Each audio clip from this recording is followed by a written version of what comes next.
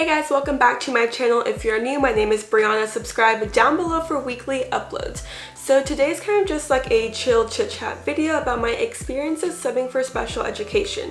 Let me just start off this video by saying I think that everybody at some point should sub for special education. So I've been a sub for almost a year now for grades 5 through 12, mostly middle and high school. As you guys know, there's a whole lot of stuff going on right now, so my school has been closed for a couple of weeks. So right now I am not subbing. So I mostly sub for general education for everything from art to theater arts, science, English, all that stuff, but there have been several times I've covered for special education. So let me just hop in and share my experiences. Okay, so to be completely honest, before I ever subbed for special ed, I did not have much experience working with children in special education. I was scared and did not know what to expect. So the first time that I subbed was for middle school for a special education's teacher aide. And so most of the time, there's not just going to be one teacher in the classroom. There will be a teacher or two, maybe an aide, a couple of aides, depending on how many kids are in that classroom and what their needs are. And so the first time that I covered for special ed, I was an aide and there was another teacher in there with me and another aide who kind of floated back and forth between my class and the classroom next door. It was honestly very easy because the teacher in that case did most of the work. There's different kinds of special education classes. I'm not going to go into all of that, but for example, where I live in Texas, there's classes or programs for FLS, which is functional life skills. These kids might need help eating, they might need help going to the bathroom, and there's FALS, functional academic life skills, which these kids are learning more content and stuff like that. So there's tons of different programs depending on what that school or that school district needs and what those kids needs. So this classroom, I believe, was more of the functional academic aspect, and so they were learning reading, writing, math, all that stuff. The teacher did most of the work and I kind of just helped them. So these kids did stay all together in that classroom all day long. We were with them for 8 hours of the day. We took them to PE, we took them to lunch, we took them to art, and even outside to play. It was super chill, but then again, I was an aide. So that first experience was great. Now let me tell you about my second experience. So the second experience was at the high school level for FLS, Functional Life Skills. At the time, I did not know what that meant or what that program was. Let me tell you guys what that was like. Most of these kids needed help doing basic things like going to the bathroom, eating, stuff like that. They were definitely not independent and did need more care than other kids. So some kids might be able to go to their electives or go to other classes on their own, go to lunch by themselves. These kids needed somebody by their side all day long. There was myself, a teacher, a nurse, and one other aide. So there was 4 adults in this classroom for maybe about 10 kids the entire day, which you would think sounds easy, but these kids needed a lot of help, and it was definitely something that I was not prepared for or not expecting. And so throughout the day, I had to do things like help feed a student who was visually and auditorily impaired. I had to assist a nurse with changing a student's diaper. There were just a lot of things that I had never done before and was not prepared to do. Some of the kids in there had autism, some of them were visually impaired, various different needs they had, and it was kind of difficult because these other teachers and aides have been with these kids every single day for the past semester, the past year, even a couple of years, if they've been at that same high school. And so they kind of know what each kid is like. They know their triggers, they know what they need, they know everything about them. And for me coming in as a sub, I didn't know anything about these kids. I don't know if that kid is crying because he's hurt or if he's crying because that's just what he usually does whenever XYZ happens.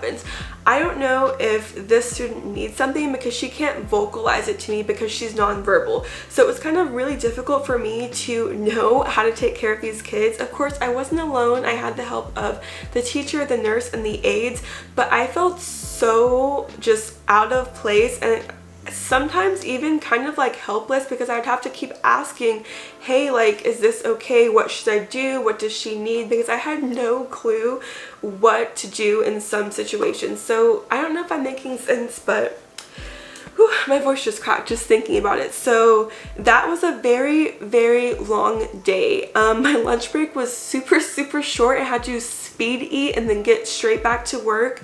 It definitely was eye-opening. The funnest part of the day, the most fun, grammar, was when we got to take them to PE. And it was called Partners in PE. So you have the kids in special education and then they get paired up with general education kids. They did walking, jump rope, a bunch of different activities. That was the funnest part of the day. But other than that, I kind of felt really just, I did not know what I was getting myself into.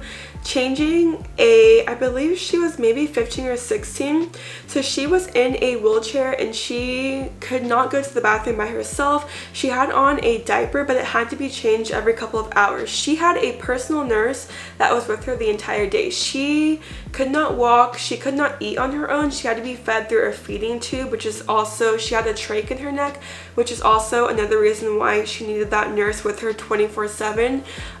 Changing her diaper was definitely such an eye-opening experience. So this nurse was with her every single day from 7 in the morning to 3 p.m. I think sometimes she even watched her after school, and it was just really, it was really eye-opening to kind of hear the nurse talk about this student's experiences, being nonverbal, not being able to feed herself, not being able to walk.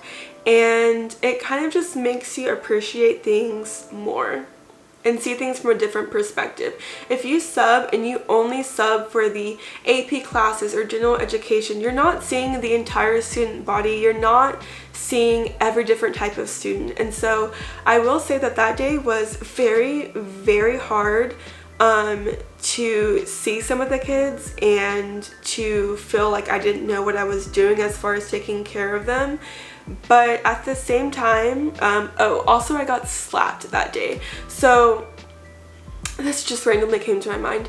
If you guys have ever worked with or interacted with kids with autism, which I have a cousin who has autism, but I don't really see him a lot, so I'm not super familiar, but I do kind of know basically how to interact with them, and that they like routine and patterns, and they sometimes do struggle with temper issues. And so I guess since I was not the regular teacher they were used to seeing, that's kind of like a disruption in their routine. They're used to seeing this teacher and that teacher and that teacher, then I come in and I'm a complete stranger. And so for a lot of them, that can definitely trigger them and just kind of contribute to different types of behavior. So there was a student, a boy, who I assume had autism. Later I found out he did have autism, and I don't remember what exactly happened, but the teacher had told me to kind of be careful around him because he is very strong and sometimes does like to hit, throw arms, throw hands, stuff like that.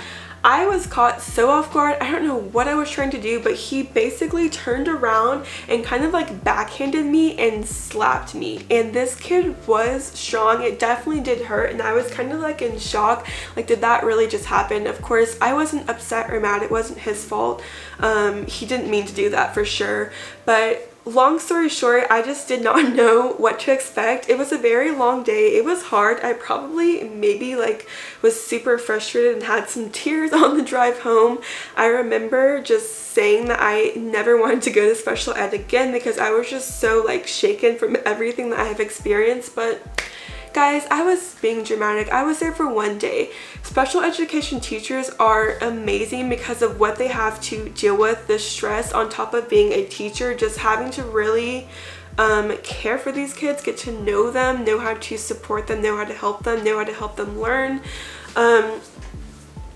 Is definitely an experience that I think everybody should have. So after that day, I'm not gonna lie, I really had made it a set in stone that I was never subbing for special ed again. But surprise, sometimes when you're a sub, you get sent places that you don't choose to get sent to. So when you pick up a shift, you usually know like, okay, I'm subbing for 9th grade English for this teacher or whatever it is. But sometimes if you have an off period and they need you somewhere else, they're gonna send you somewhere and you do not get to say no.